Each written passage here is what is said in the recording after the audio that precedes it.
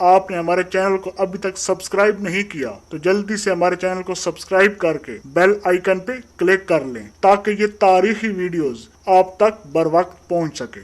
قلعہ اٹک مغل شہنشاہ جلال الدین محمد اکبر کا تعمیر کروایا گیا قلعہ اٹک اٹا خورد کے مقام پر دریائے سندھ کے کنارے واقع ہے۔ اکبر اعظم کو اس قلعے کی تعمیر کا خیال اس وقت آیا جب وہ اپنے ستیلے بھائی مرزا حکیم جو کہ کابل کا گورنر تھا جس نے پنجاب پر حملہ کر دیا تھا کو شکست دینے کے بعد کابل سے واپس آ رہا تھا۔ اس وقت اکبر اعظم نے اس علاقے کی دفاعی اہمیت کے پیش نظر قلعہ تعمیر کرنے کا حکم دیا۔ 1812 میں مغلوں کو ہرا کر سکھوں نے اس پر قبضہ کر لیا۔ 1842 تک یہ قلعہ سکھوں کے پاس رہا جس کے بعد 1947 تک یہ انگریز سرکار کے زیر استعمال رہا۔ برطانیہ کا وزیر اعظم اینتھونی ایڈن 1901 میں اس قلعے میں ایک فوجی گھر میں پیدا ہوا۔ اس قلعے کی جو چیز سیاحوں کو اپنی جانب کھینچتی ہے وہ ایسے خوبصورت دروازے، لمبی اور مضبوط دیوار، ترک طرز تعمیر کے غسل خانے اور زیر نگین سرنگیں۔ قلعے کے چاروں دروازے جن کے نام موری دروازہ، کابلی دروازہ، لاہوری دروازہ اور دہلی دروازہ ہیں۔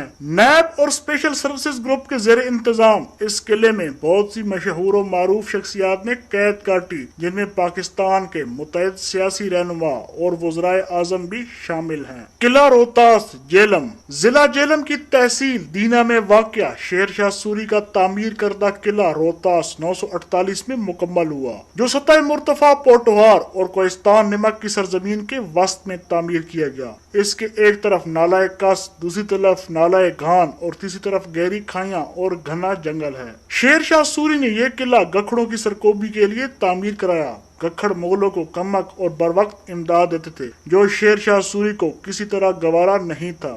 جب یہ قلعہ کسی حد تک مکمل ہو گیا تو شیر شاہ سوری نے کہا آج میں نے گکھڑوں کی پیٹھ میں چرا گھونپ دیا۔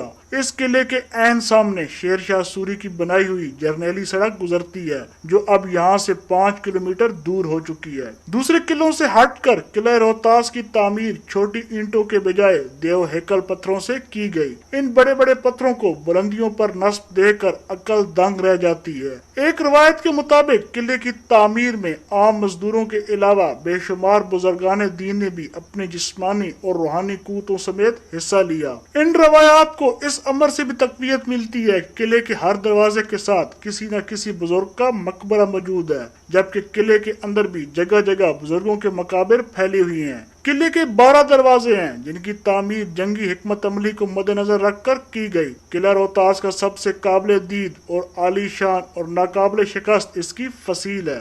اس پر 68 برج، 184 برجیاں، 6881 کنگرے اور 8556 سیڑھیاں ہیں جو فن تعمیر کا نادر نمونہ ہے۔ اس کے برج صرف فصیل کی خوبصورتی میں اضافہ نہیں کرتے بلکہ یہ قلعے کے مضبوط ترین دفاعی حصار میں بھی اہم کردار ادا کرتے ہیں۔ قلعے کے اندر شاہی مسجد، حویلی مان سنگھ، رانی محل، تالاب، کنویں، پھانسی گھاٹ، عجائب گھر اور ایک لنگر خانہ بھی ہے۔ یہ قلعہ اپنی طرز تعمیر کی بدولت اقوام متحدہ کے ذیلی ادارے یونیسکو کے عالمی ثقافتی ورثے میں شامل مقامات میں سے ایک ہے۔